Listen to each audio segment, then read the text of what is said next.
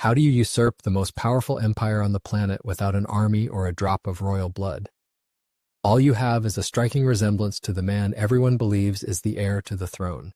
With one crucial detail, that man is dead, and no one knows it. It's 522 BCE. Persian King Cambyses, master of the world, is bogged down in a bloody campaign in Egypt. His throne in the capital sits empty. But it's not just an empty seat, it's a power vacuum. Not long before, consumed by jealousy and paranoia, Cambyses had secretly ordered the assassination of his younger brother Bardiya, a favorite of the people and the sole legitimate heir. The order was carried out in complete silence.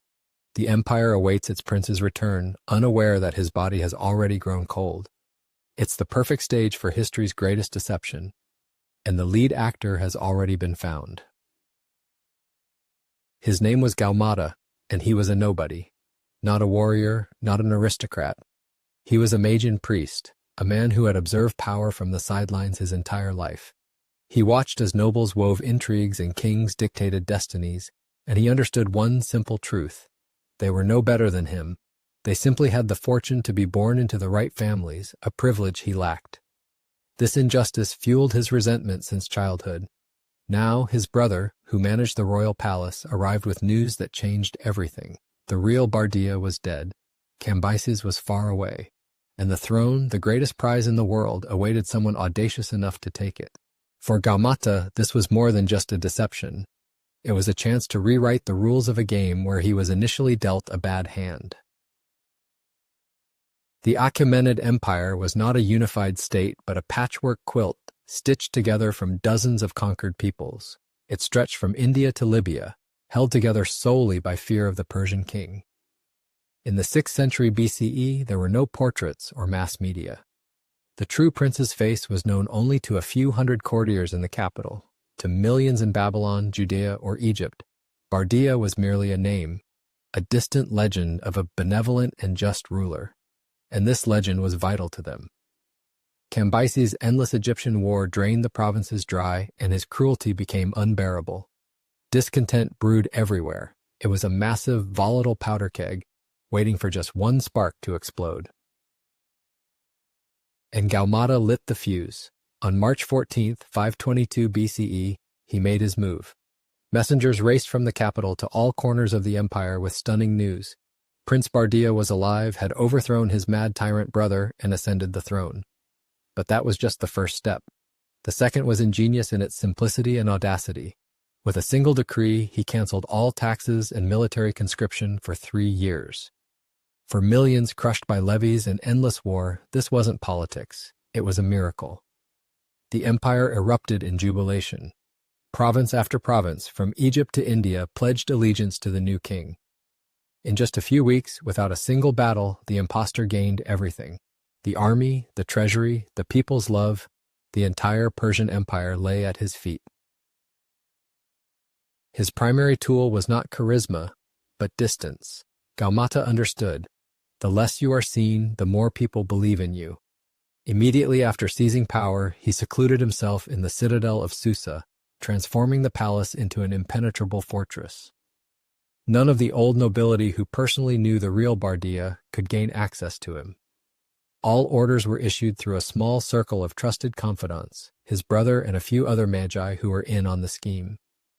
They became his eyes, ears, and most importantly, his voice. It was a brilliant act. He didn't try to impersonate the prince, he forged a myth. He sold the people not himself, but their own dream of a just king who was hiding from conspirators.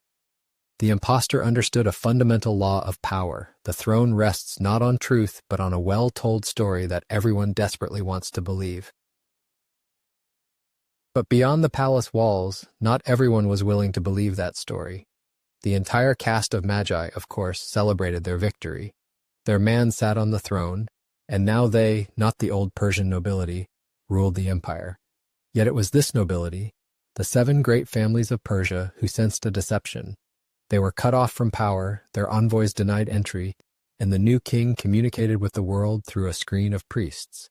Among them was a man named Otanes, one of the most influential nobles, whose daughter, by law, had entered the new ruler's harem. He could not accept a passive role.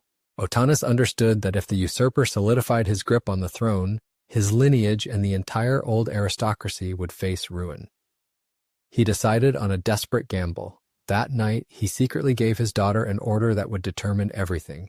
She had to uncover the truth at any cost, even if that cost was her own life. And Otanes' daughter carried out the order. At night, in the dead silence of the royal bedchamber, she waited until the ruler of the empire fell asleep. Her hand trembled. One wrong sound and she would be executed at dawn. Slowly, she reached out her palm toward his head and felt what she both feared and hoped to find: smooth skin where ears should have been. Years ago, they had been cut off from the Magian Gaumata for some transgression.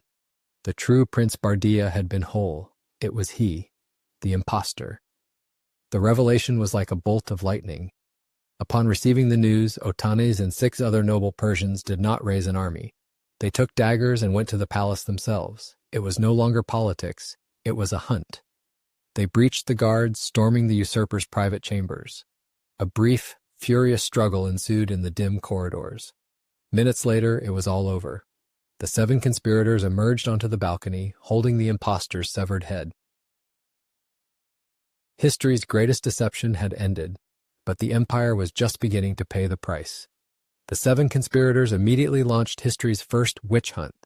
They declared all Magi accomplices of the usurper, and a massacre began throughout the capital. When the blood dried, power fell into the hands of the 7 assassins. They had to negotiate who would take the throne.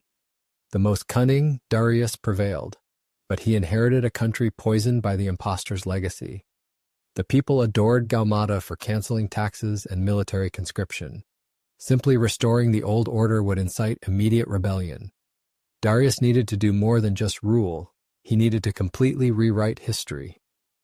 Thus was born the Behistun Inscription, a monumental stone propaganda project designed to permanently erase the image of good King Gaumata from people's memories and inscribe the sole truth, the victor's truth. Yet, in his attempt to erase the deceiver from existence, Darius made him immortal. The gigantic cliff face on which he carved his truth became an eternal monument not only to himself but also to the man he vanquished. Gaumata left nothing behind, no laws, no cities, no dynasty. Everything he created was an illusion that dissipated in 7 months. But he left something far more dangerous, an idea. The greatest liar in Persian history unveiled a core truth about power. It rests not on divine right or purity of blood, but on a story that millions believe. He proved that anyone who could tell that story better could seize the throne.